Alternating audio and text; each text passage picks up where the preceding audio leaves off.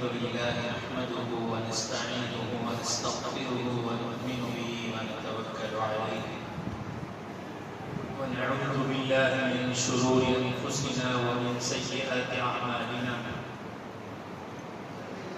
من يهده الله فلا مضل له ومن يضلله فلا هادي له ونشهد أن لا إله إلا الله وحده لا شريك له ونشهد أن سيدنا وسندنا وحبيبنا ومولانا محمدا عبده ورسوله أما بعد فقد قال الله تبارك وتعالى في القرآن المجيد والفرقان الحميد أعوذ بالله من الشيطان الرجيم بسم الله الرحمن الرحيم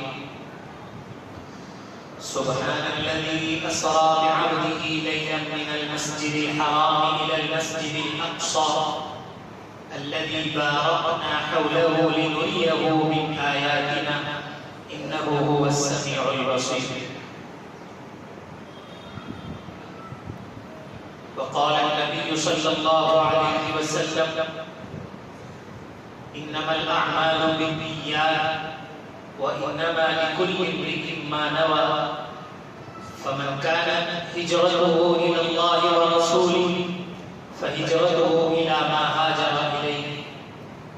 ومن كانت هجرته لدنيا يصيبها أو امرأة ينكحها فهجرته إلى ما هاجر إليه أو كما قال صلى الله عليه وسلم. میری زندگی کا مقصد تیرے دین کی سرفرازی، میری زندگی کا مقصد تیرے دین کی سرفرازی، میں اسی لیے مسلمان، میں اسی لیے نمازی. لائق احترام بزرگوں اور دوستوں، دینی اور ایمانی بھائیوں، اللہ کے فضل سے میں نے آپ کے سامنے پچھلی جمعہ تک آپ صلی اللہ علیہ وسلم کی عمر مبارک کے اعتبار سے بچپن، جوانی، لڑکپن، پھر شادی، پھر نبوت، پھر اس کے بعد کے حالات تک کی روشنی. آج میں آپ کے سامنے جب اللہ کے نبی کی عمر مبارک 47 ایئر کی ہو گئی تو اس کے بعد کے جو حالات کیا پیش آئے مختصر روشنی ڈالنے کی کوشش کروں گا. آپ صلی اللہ علیہ وسلم کی ذات مبارکہ سے متعلق معلومات حاصل کرنا بھی ایک اہم عبادت ہے تاکہ ہم اس معلومات کی روشنی میں اپنی زندگیوں کو گزار سکیں. اللہ کے نبی صلی اللہ علیہ وسلم کی عمر مبارک جب 40 سال کی ہوئی تو آپ کو نبی بنایا گیا. پھر 3 سال تک خفیہ طریقے سے چھپ کر اللہ کے نبی نے دین کی دعوت کا کام کیا. پھر اس کے بعد اللہ کا حکم ہوا فَاسْتَعْ بِمَا تُؤْمَرُ وَأَعْرِضْ عَنِ الْمُشْرِكِينَ إِنَّا كَفَيْنَاكَ الْمُسْتَهْزِئِينَ. کہ اے نبی آپ کو جو مشن دے کر بھیجا گیا ہے اب وقت ہے کہ آپ اٹھ کھڑے ہو جائیں اور پوری امت تک اس پیغام کو پہنچائیں. چنانچہ اللہ کے نبی صلی اللہ علیہ وسلم نے علن اعلان سب کے سامنے کھڑے ہو کر ایک بلند مقام سے ندا لگائی کہ اللہ ایک ہے، اللہ کی اطاعت ضروری ہے اور میں اللہ کی طرف سے اللہ کا نبی بنا کر بھیجا گیا ہوں. میری باتیں ماننا ضروری ہے تاکہ تم آخرت میں کامیاب ہو جاؤ. جب یہ اعلان کیا تو پھر لوگ دشمن ہوتے گئے. آپ صلی اللہ علیہ وسلم کو اللہ نے یہ حکم دیا کہ وَأَنذِرْ عَشِيرَتَكَ الْأَقْرَبِينَ. آپ اپنی دعوت کا کام، اپنے مشن کو اپنے رشتہ داروں سے شروع کیجئے، اپنے اہل خانہ سے شروع کیجئے، اپنے گھر والوں کو پہلے ڈرائیے اور ان کو جہنم سے ڈرا کر جنت کی بشارتیں ان کو دیجئے. تو آپ اپنے دعوت کی، اپنی تبلیغ کی، اپنی محنت کی ابتدا آپ اپنے گھر والوں سے کیجئے، اپنے پڑوس والوں سے کیجئے، اپنے رشتہ داروں سے، محلے والوں سے، قرب و جوار جن کے ساتھ آپ کا اٹھنا بیٹھنا ہے ان کے ساتھ کیجئے. اور پھر جناحک للمؤمنین، اور اپنے آپ کو نرمی کے ساتھ مومنین کے ساتھ پیش آئیے. تو یہ دعوت جب آپ صلی اللہ علیہ وسلم نے چلائی تو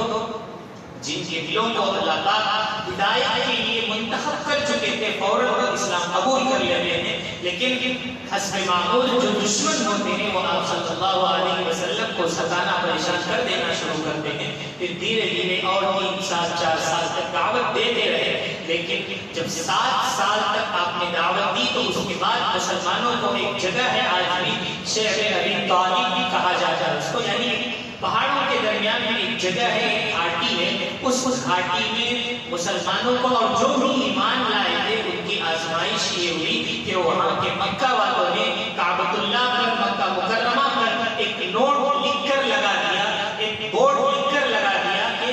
جو بھی اسلام قبول کر چکے ہیں محمد اور ان کے ساتھی، چاہے مرد ہوں، عورتیں ہوں، بچے ہوں، بوڑھے ہوں، ان سب کو اس درمیان میں رہنا چاہیے. ان سے پوری سوشل بائیکاٹ کیا جاتا ہے، ان سے کوئی خرید و فروخت نہ کرے، ان سے کوئی بزنس نہ کرے، کوئی بات چیت نہ کرے. اس طرح کا جب معاملہ ہوا تو آپ صلی اللہ علیہ وسلم اور صحابہ نے اللہ کے حکم کے انتظار میں، اللہ نے اس بارے میں کوئی حکم نازل نہیں فرمایا تھا کہ اب کیا کرنا چاہیے. چنانچہ آپ صلی اللہ علیہ وسلم صحابہ کے ساتھ اسی گھاٹی میں محصور ہو کر، قید ہو کر گویا کہ رہ گئے تھے، اور وہاں پر جو اللہ کے احکامات تھے اس پر عمل کرتے ہوئے زندگی گزار رہے تھے. بہت ساری تکلیفیں، مصیبتیں، پریشانیاں ان کو جھیلنا پڑی.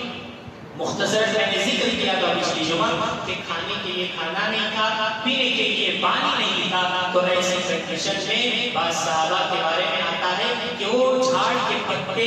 توڑ توڑ کر وہی کھا کر اپنی زندگیاں گزارتے تھے. کھجور کی بیج اگر کہیں مل جاتی تو اس کو چن کر جمع کر کے بچے لا کر ایک جگہ رکھ لیتے تھے، اس کو کوٹ کر اس کو پانی میں بھگو کر اس کو پیا کرتے تھے. اس طرح الگ الگ مشکلات کے ساتھ آپ صلی اللہ علیہ وسلم نے 3 سال تک اس گھاٹی میں محصور رہ کر، قید رہ کر زندگی مشقت کے ساتھ گزاری. پھر اللہ تعالیٰ نے انہی مکہ والوں میں سے کچھ نوجوانوں کے دل میں یہ بات ڈالی کہ آخر یہ بھی تو مکہ کے رہنے والے ہیں، آخر یہ بھی تو انسان ہیں. ان کے بچوں کی رونے کی آوازیں دور دور تک سنائی دیتی تھی. ان کی عورتیں پریشان ہوتی تھی کہ بچہ دودھ کے لیے چلا رہا ہے، بلبلا رہا ہے، اس کو دودھ پلانے کے لیے ماں کے پاس دودھ بھی نہیں ہوتا تھا. ایسے سخت پریشانیوں کے ساتھ جب انہوں نے 3 سال کا عرصہ گزارا تو اللہ کی طرف سے مکہ کے کفار کے ہی نوجوانوں میں سے بعض نوجوان کھڑے ہوئے اور انہوں نے ایک اسٹینڈ لیا کہ آخر انسانیت کی خاطر ہم ان کی حفاظت کر سکتے ہیں، ان کو بچا سکتے ہیں. تو پھر اللہ کے فضل سے وہی نوجوان گئے اور جو کعبۃ اللہ پر جو بورڈ لگا ہوا تھا اس کو پھاڑ کر پھینک دیا. پھر اس کے بعد وہ بات جو طے ہوئی تھی کہ یہ قید میں رہیں گے وہ قید سے باہر آ جاتے ہیں. پھر آپ صلی اللہ علیہ وسلم تقریباً 10 سال ہو گئے ہیں نبوت کو ملے ہوئے. آپ صلی اللہ علیہ وسلم نے اپنا مشن جاری رکھا ہے. آپ صلی اللہ علیہ وسلم دین کی دعوت برابر جاری رکھے ہیں، کبھی فلاں جگہ کبھی فلاں جگہ جا جا کر آپ صلی اللہ علیہ وسلم ان تک دین کی بات کو پہنچاتے تھے. جب 10 سال نبوت کے مکمل ہو گئے، آپ کی عمر مبارک 50 سال ہو گئی، تو اس کے بعد ایک مرتبہ جب لوگ ہر جگہ سے اٹیک کر رہے تھے، صحابہ کو پریشان کرتے تھے، صحابیات کو پریشان کرتے تھے. تو اس سے پہلے میں نے بتایا کہ تقریباً 6 ہجری میں ہی کچھ صحابہ حبشہ کی طرف ہجرت کر کے چلے گئے تھے. ایک مرتبہ 15 لوگ ہوئے تھے، 11 مرد 4 عورتیں. دوبارہ 83 لوگ 80 لوگوں نے دوبارہ مکہ چھوڑ کر اپنے دین کی حفاظت کے لیے ہجرت کیا تھا. تو تیسری مرتبہ اللہ تعالیٰ نے جب دیکھا کہ مکہ میں رہنا بہت مشکل ہو گیا ہے، مکہ میں رہ کر زندگی گزارنا، جیسے آج کل ہمارے ملک بھارت میں مسلمانوں کو الگ الگ انداز سے ٹارچر کیا جاتا ہے، پریشان کیا جاتا ہے، تو لوگ پریشان ہو جاتے ہیں. اسلام پر باقی رکھنا، ہمیں تو شہروں میں اتنا احساس نہیں ہوتا ہے، لیکن جو غیروں کی آبادی رہتی ہے وہاں ان درمیان میں جو مسلمان رہتے ہیں، یا تو ان کے پاس یہ آپشن بچتا ہے کہ وہ کم قیمت میں وہ محلہ چھوڑ کر چلے جائیں، یا پھر بغیر بیچے ہوئے اپنی زندگی گزارنا چاہتے ہیں. تو پھر کبھی کوئی آ کر گھر پر پتھر پھینک دیتا ہے، کبھی ان کی بچی کو کوئی ستا کر چلا جاتا ہے، کبھی کچھ ٹارچر کیا جاتا ہے. اسی طرح مکے میں بھی آپ صلی اللہ علیہ وسلم اور صحابہ کا جینا بہت زیادہ مشکل ہو گیا تھا. اور آپ صلی اللہ علیہ وسلم کے جو سپورٹرز تھے، جو دیوار کی طرح آپ کی حمایت میں تھے، نصرت میں تھے، مدد میں لگے ہوتے تھے، آپ کے چچا ابو طالب کا بھی انتقال ہو جاتا ہے. پھر لوگوں کو اور زیادہ موقع مل جاتا ہے کہ اب تو کوئی سردار باقی نہیں رہا، ہم نعوذ باللہ محمد کو جو چاہے نقصان پہنچا سکتے ہیں. اس طرح وہ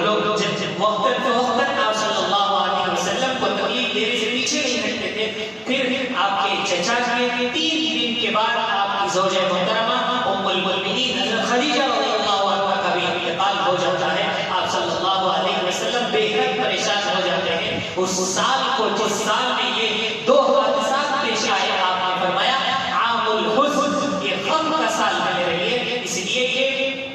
جب بھی کوئی مسئلہ درپیش ہوتا تھا تو یہ جو دیواروں کی طرح پہاڑ کی طرح جو حفاظت کرنے والے نبی کی ذات پر اگر کوئی حملہ ہوتا، نبی کی صفات پر کوئی حملہ ہوتا، تو کسی بھی طرح کا کوئی معاملہ ہوتا، آپ صلی اللہ علیہ وسلم کی حمایت کے لیے اللہ کے بعد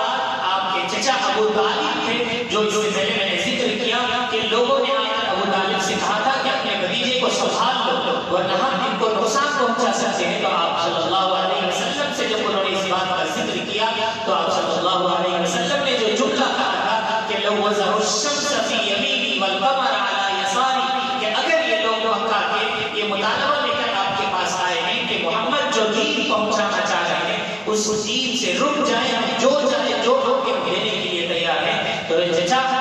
آپ ایسی بات کر رہے ہیں اگر ان کے بس میں ہوتا کہ یہ سورج کو نکال کر لا کر میرے دائیں ہاتھ میں اور چاند کو لا کر میرے بائیں ہاتھ میں بھی رکھ لیں تو میں اس دعوت سے ایک قدم پیچھے نہیں ہٹ سکتا، اس لیے کہ اصل مقصد اس دین کا یہ ہے کہ اللہ کے پیغام کو میں اللہ کے بندوں تک پہنچاؤں۔ بزرگ اور دوستوں، تو پھر چچا نے ہمت دلائی کہ بھتیجے تم کو جو کرنا ہے، جس دین کو تم پھیلانا چاہتے ہو پھیلاؤ، میں تمہارا ساتھ دینے کے لیے تیار ہوں۔ یہ اور بات ہے کہ اللہ تعالیٰ نے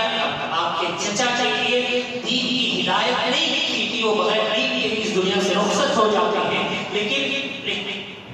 دنیاوی اعتبار سے جو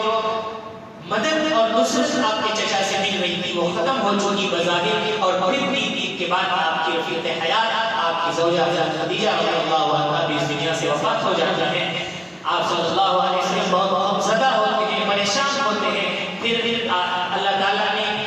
آپ کے دل میں یہ بات ڈالی کہ اگر مکہ والے کی بات نہیں آ رہے ہیں تو بازل کی جو بستی ہے طائف، کچھ دین پر وہاں پر جا کر دین کی دعوت دیتے، وہاں سے بھی جب آپ واپس آئے نامراد ہو کر وہاں بھی کوئی فائدہ نہیں پہنچا تھا بظاہر، لیکن آپ صلی اللہ علیہ وسلم نے واپسی میں ایک دعا اللہ تعالیٰ سے مانگی تھی جب بہت زیادہ آپ زخمی ہو چکے تھے، خون بہ رہا تھا، آپ نے فرمایا اللہم الیک اشکو ضعف قوتی وقلت حیلتی وحوالت علی الناس انت رب المستضعفین وانت رب لا من تکل، اے اللہ آپ میرے رب ہیں، آپ کمزوروں کے رب ہیں، میں آپ کی دعوت کو لے کر وہاں پر گیا تھا لیکن وہاں آپ کے بندوں نے میرے ساتھ ایسا معاملہ کیا ہے، کیا آپ مجھ سے ناراض ہیں؟ اگر آپ مجھ سے ناراض نہیں ہیں، ان لم یکن غضب علی فلا ابالی، اگر آپ کی ناراضگی آپ کا غصہ مجھ سے نہیں ہے تو پھر مجھے کوئی پریشانی کی بات نہیں ہے، آپ اگر راضی ہیں تو اس طرح کے جتنے بھی مسائل آئے پریشانیاں آئے میں جھیلنے کے لیے برداشت کرنے کے لیے تیار ہوں، بس آپ ناراض نہ ہو جائیں۔ جب یہ دعا کی تو اللہ کے نبی کا دل جو رنجیدہ تھا، افسردہ تھا، اللہ تعالیٰ نے اپنے محبوب کے دل کو تسلی کے باعث فرمانے لکھا ہے، آپ صلی اللہ علیہ وسلم کو سفر معراج پر بلایا، جو آیت کریمہ میں نے آپ کے سامنے پڑھی 15ویں پارے کی پہلی آیت میں اللہ تعالیٰ نے فرمایا ہم نے اپنے بندے کو، یہاں پر علماء نے لکھا ہے اللہ تعالیٰ نے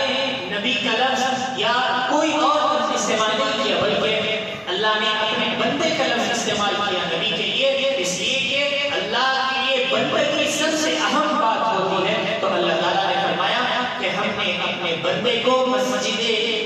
حرام سے یعنی مکہ المکرمہ سے مسجد اقصی جو فلسطین ہے تقریباً 40-42 دن کا راستہ تھا اس زمانے میں، وہاں تک کا ہم نے سفر کرایا، پھر مسجد اقصی سے ہم نے آسمانوں کا سفر کرایا، پھر آسمانوں میں 7 آسمان کے اوپر تک ہم لے گئے، پھر 7 آسمان کے بعد اللہ کا عرش جہاں پر رہتا ہے اللہ نے وہاں تک قریب آپ صلی اللہ علیہ وسلم کو بندوں میں بلا کر آپ سے گفتگو فرمائی اور آپ کو تسلی دی۔ شروع میں ہی اللہ تعالیٰ نے فرمایا تھا کہ نبی آپ کو جو کام دیا گیا ہے، جس مشن کو دے کر آپ کو بھیجا گیا ہے، اگر آپ اس مشن پر کاربند رہیں گے، آپ اس پر مکمل عمل کرتے رہیں گے، واللہ یعصمک من الناس، اللہ آپ کی حفاظت کرنے والے ہیں۔ داعی اگر دین کے راستے میں تکلیفیں جھیلتا ہے تو وہ اللہ کا منظور ہے، جیسے میرے نبی نے تکلیفیں جھیلی۔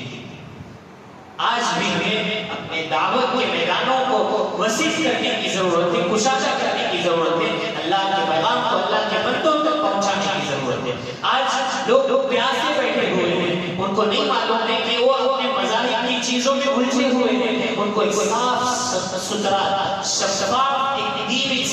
ضرورت ہے، اگر ان کو جب دین پہنچایا جاتا ہے تو وہ دل سے قبول کر لیں۔ ہر ایک دن میں آپ اگر دنیا پر نظر رکھتے ہیں تو آپ کو معلوم ہوگا کہ آئے دن کوئی نہ کوئی ضرور بڑے سے بڑا اسلام قبول کر رہا ہے۔ وجہ یہ ہے کہ اسلام بالکل صاف ستھرا، بالکل سیدھا، بالکل سچا مذہب ہے۔ جس مذہب کو اللہ تعالیٰ نے ہمیں دیا ہے بہت ہی بہترین ہے، وہ اللہ کا پسندیدہ مذہب ہے۔ اللہ نے فرمایا ان الدین عند اللہ الاسلام، جتنے بھی دنیا میں مذاہب ہیں سب سے بہترین اور جو مذہب ہے وہ دین اسلام ہے۔ بزرگوں اور دوستوں، اسی دین کی ایک اہم جو عبادت ہوتی ہے، اس عبادت کو اللہ تعالیٰ نے اپنے نبی کو آسمانوں پر بلایا اور اللہ کے نبی خوش ہو جاتے ہیں۔ علماء نے لکھا ہے کہ اللہ تعالیٰ نے 1,24,000 سے کم ہوئے جو انبیاء کرام کو اس دنیا پر مبعوث فرمایا، ان میں سے جو سب سے پہلے تھے حضرت آدم علیہ السلام، ان کو بھی جنت جہنم کی سیر کرائی تھی، ان کو بھی آسمانی دنیا کی سارے چیزوں کا معائنہ کرایا تھا کہ دنیا ایسی ہے، جنت ایسی ہے، یہ ساری چیزیں حضرت آدم بھی دیکھ کر آئے تھے۔ تو پہلے اور اخیر دونوں نبیوں کو اللہ تعالیٰ کی بات سچی ثابت کرنے کے لیے کہ میری دنیا بھی ہے، آخرت بھی ہے، جنت بھی ہے، جہنم بھی ہے، ان ساری چیزوں کو میں نے جیسے آدم کو بتا کر دنیا میں بھیجا تھا، ویسے ہی دنیا میں رہنے والے محمد کو میں اپنے پاس بلا کر جنت اور جہنم کا تذکرہ، ان کا مشاہدہ، نبی نے اپنی آنکھوں سے جنت کو بھی دیکھا، جہنم کو بھی دیکھا وہاں، اور جنتیوں کی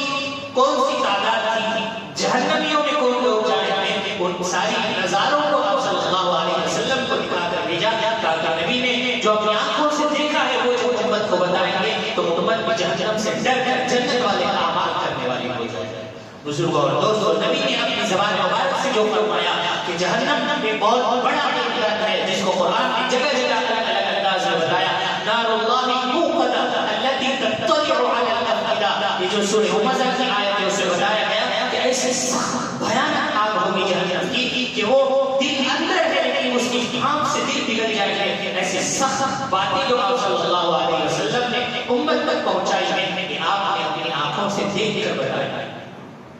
بزرگ اور دوستوں، اللہ تعالیٰ نے آپ صلی اللہ علیہ وسلم کو غالباً ام ہانی رضی اللہ عنہا جو آپ کی پھوپھی تھی، آپ صلی اللہ علیہ وسلم کسی روز وہاں پر آرام فرما رہے تھے عشاء کی نماز کے بعد، تو حضرت جبرائیل اب کچھ فرشتوں کے ساتھ آئے اور آپ صلی اللہ علیہ وسلم کا دل مبارک نکال کر صاف کر کے زمزم سے پھر اس کو لگا کر پھر آسمانوں کی سیر کے لیے حضرت محمد رسول اللہ صلی اللہ علیہ وسلم کو لے جاتے ہیں۔ اس سے پہلے میں نے بتایا کہ 4 مرتبہ آپ کے دل کو صاف کیا گیا، دھویا گیا تھا، اس میں سے 4 مرتبہ معراج کے سفر پر آپ صلی اللہ علیہ وسلم کے دل کو دھویا گیا، پھر لے جایا گیا۔ اور روایتوں میں اس کی بڑی لمبی تفصیلات ہیں لیکن موقع نہیں ہے کہ میں ساری باتیں آپ کے سامنے رکھوں۔ مختصر یہ ہے کہ آپ صلی اللہ علیہ وسلم کو اللہ نے اپنے حبیب کو آسمانوں کی سیر کرائی، اور اس سے پہلے مکہ سے جو آج فلسطین کی مسجد اقصیٰ جو یلو کلر کا ٹاپ جو نظر آتا ہے آپ کو گنبد، وہ اصل مسجد اقصیٰ نہیں ہے، اس کے بغل میں ایک مسجد ہے جس کو مسجد اقصیٰ اصل ہے، وہاں پر آپ صلی اللہ علیہ وسلم جس سواری میں گئے تھے اس کو وہاں پر باندھا جاتا ہے۔ کہ حضرت جبرائیل علیہ السلام آپ صلی اللہ علیہ وسلم سے کہتے ہیں کہ نبی آپ اندر تشریف لے جائیں، جب وہاں پر دیکھتے ہیں کہ بڑا مجمع ہے، آپ صلی اللہ علیہ وسلم نے دیکھا کہ وہاں پر سارے انبیاء جو دنیا میں آئے ہوئے تھے ان تمام نبیوں کا بڑا مجمع مسجد میں بیٹھا ہوا ہے، مسجد اقصیٰ میں۔ آپ صلی اللہ علیہ وسلم تشریف لے جاتے ہیں، جا کر دیکھتے ہیں تو تقریباً ساری صفیں بھری ہوئی تھی، دوسری یا تیسری صف میں کہیں جگہ خالی ہوتی ہے تو آپ صلی اللہ علیہ وسلم وہاں جا کر رک جاتے ہیں۔ حضرت جبرائیل ایک نیا مصلی لا کر سب سے پہلی صف کے آگے جہاں امام صاحب کھڑے ہوتے ہیں ایک مصلی بچھا کر کہتے ہیں کہ یا نبی قدموا وصلی، اے نبی آپ آگے بڑھیے اور آپ امامت فرمائیں۔ چنانچہ جن تکلیفوں کی وجہ سے آپ کا دل رنجیدہ تھا، آزردہ تھا، اللہ تعالیٰ نے نبیوں کی امامت کا شرف آپ کو عطا فرمایا، جس کی وجہ سے امام الانبیاء کا لقب آپ صلی اللہ علیہ وسلم کو دیا جاتا ہے۔ آپ کے دل کو سکون ملتا ہے، فرحت محسوس ہوتی ہے، نبیوں کو دیکھ کر آپ کی امامت فرماتے ہیں، پھر فوراً حضرت جبرائیل لے کر آپ صلی اللہ علیہ وسلم کو آسمانوں کی طرف جاتے ہیں۔ پھر وہاں پر بہت سارے نبیوں حضرت ادریس علیہ السلام، حضرت عیسیٰ علیہ السلام، حضرت یحییٰ علیہ السلام اور بھی کئی انبیاء سے ملاقات کراتے ہوئے آسمانوں تک جاتے ہیں۔ پھر وہاں پر جانے کے بعد مشہور یہ ہے کہ سدرۃ المنتہا نام کی ایک جگہ ہے، اس جگہ پر جا کر حضرت جبرائیل رک جاتے ہیں اور کہتے ہیں کہ آتے بھی مشہور ہیں جن میں الفاظ بتائے جاتے ہیں. سدرۃ المنتہا پر جو پہنچے نبی تو عرض کی کہ آگے میں نہیں جا سکتا. یہ باتیں مشہور ہیں لیکن علماء نے صحیح بخاری اور صحیح مسلم کی روشنی میں لکھا ہے کہ حضرت جبرائیل سدرۃ المنتہا نہیں بلکہ اس سے اور آگے جاتے ہیں. بعض علماء نے ایک بات جو لکھی تھی کہ فرشتے وہاں تک جائیں گے تو حضرت جبرائیل کے پر چڑھ جائیں گے. حالانکہ یہ بات صحیح نہیں ہے کیونکہ قرآن مجید نے اس کی وضاحت کی ہے کہ یسبح حول العرش کہ فرشتے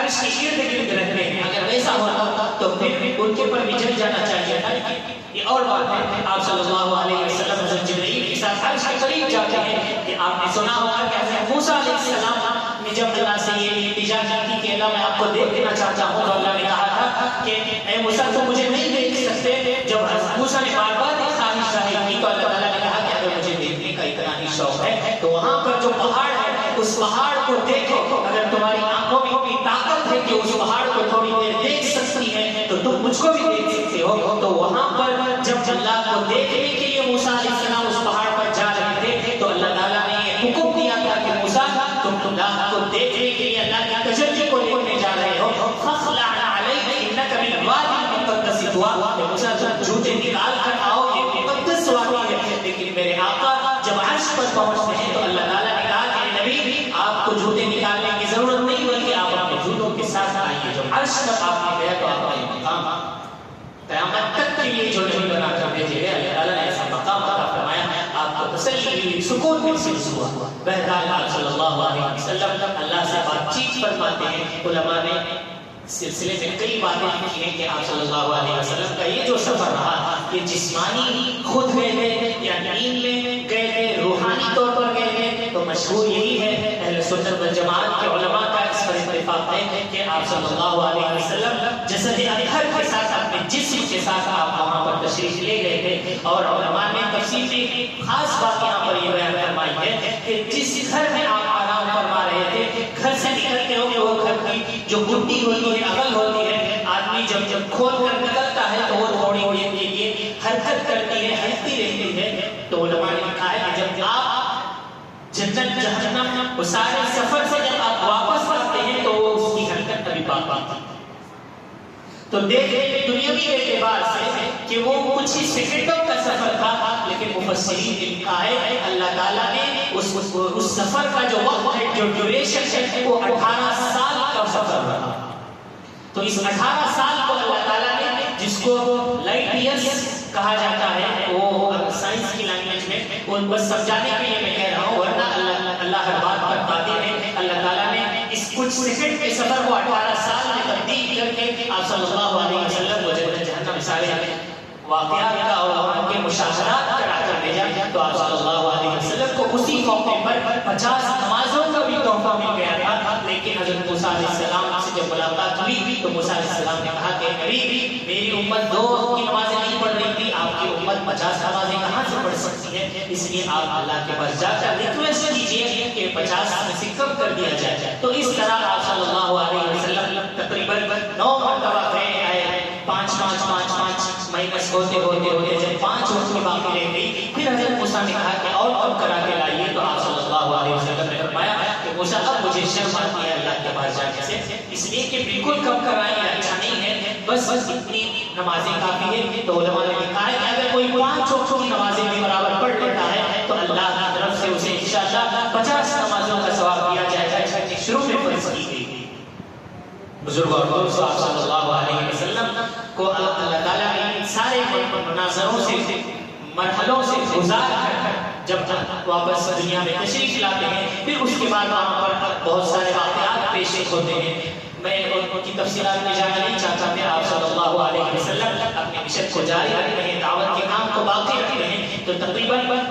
10 نبوی میں جب 10 سال ہو گئے تھے آپ صلی اللہ علیہ وسلم کو دین کا کام شروع کر کے تو مکے میں سے کچھ لوگ اسلام قبول کیے تھے. اس مرتبہ مدینے سے کچھ لوگ خزرج کے قبیلے سے مکہ مکرمہ آئے ہوئے تھے. اس زمانے میں بھی اسلام آنے سے پہلے وہ اپنے الگ انداز کی عبادت کیا کرتے تھے. مکے کو لوگوں کا آنا جانا ہوتا تھا. تو مکہ آئے تو اس وقت 6 لوگوں کو عقبہ میں آپ صلی اللہ علیہ وسلم نے دعوت پیش کی تو 6 لوگوں نے اللہ کے نبی کی دعوت قبول کی. پھر دوسرے سال 11ویں سال میں تقریباً 12 یا 15 لوگوں نے اسلام قبول کیا اور آپ صلی اللہ علیہ وسلم نے ان سے بیعت کی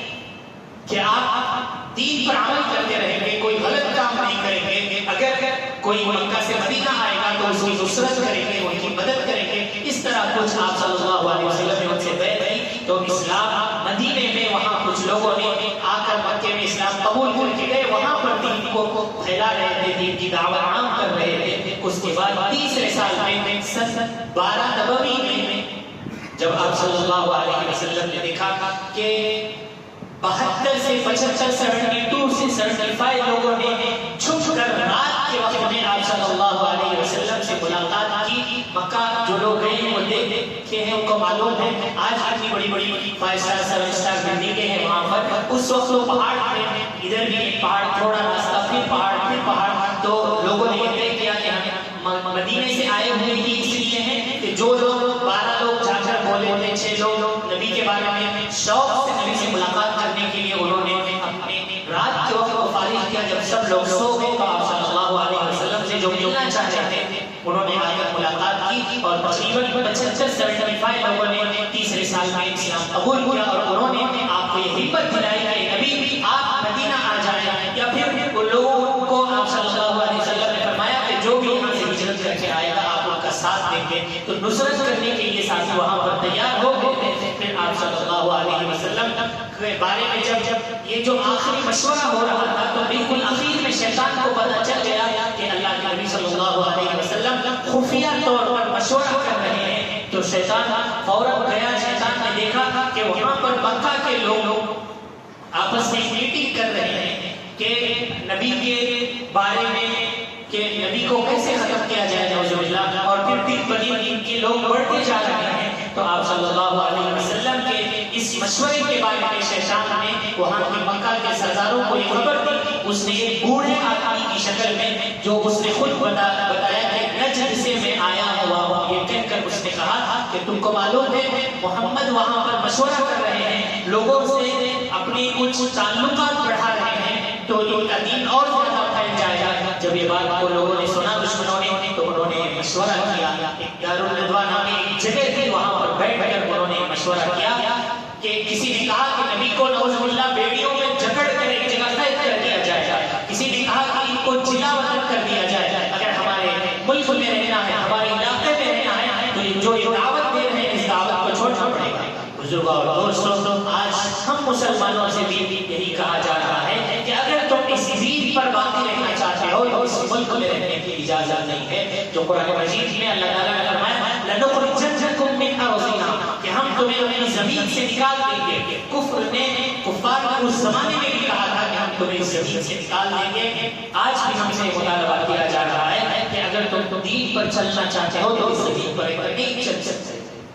بزرگوں اور دوستوں، ہمیں اپنے دین کی اشاعت کرنے کی ضرورت ہے، اپنے دین کو پھیلانے کی ضرورت ہے۔ چنانچہ آپ صلی اللہ علیہ وسلم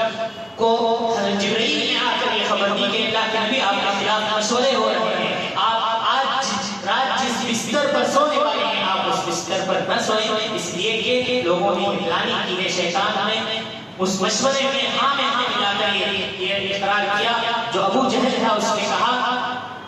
کہ دیکھو اگر ہم محمد کو قید کر دیں گے یا محمد کو بیڑیاں ڈالیں گے یا اس جگہ سے ہم دوسرے ملک کو بھیج دیں گے تو بھی یہ دعوت رکنے والی نہیں ہے، اس لیے کہ محمد جو بولتے ہیں لوگوں کے دل پر وہ اثر کرتا ہے، وہ 2 منٹ کسی سے بات کر لیتے ہیں تو وہ ان کا ہو جاتا ہے۔ آج تک انہوں نے کبھی نہ جھوٹ بولا ہے نہ انہوں نے کوئی امانت میں خیانت کیا ہے، ایسے اخلاق والا آدمی ہے، اس کو اس طرح کے جتنے بھی آپ سزائیں دی جائے کوئی کام میں نہیں آئیں گی۔ تو ایک کام یہ کیا جائے کہ ہم میں سے جو بڑے بڑے خاندان کے لوگ ہیں یہ سب مل کر نبی اکرم صلی اللہ علیہ وسلم پر تلواروں سے حملہ کریں گے۔ جب یہ صبح میں نکلیں گے ہر آدمی حملہ کر کے آپ کو دنیا سے ختم کر دے گا، تو کسی پر ایک پر یہ بوجھ نہیں آئے گا اور یہ پبلک کیس ہو جائے گا۔ محمد کے گھرانے کے لوگ ہم سے بدلہ لینا چاہیں تو کس سے بدلہ لیں گے؟ جب یہ سب مل کر مارے ہیں نعوذ باللہ یہ پلاننگ کی تو آپ صلی اللہ علیہ وسلم کو اللہ تعالیٰ نے حضرت جبرائیل کے ذریعے بتا دیا کہ نبی آپ کو اب جب تک آپ رہے مکے میں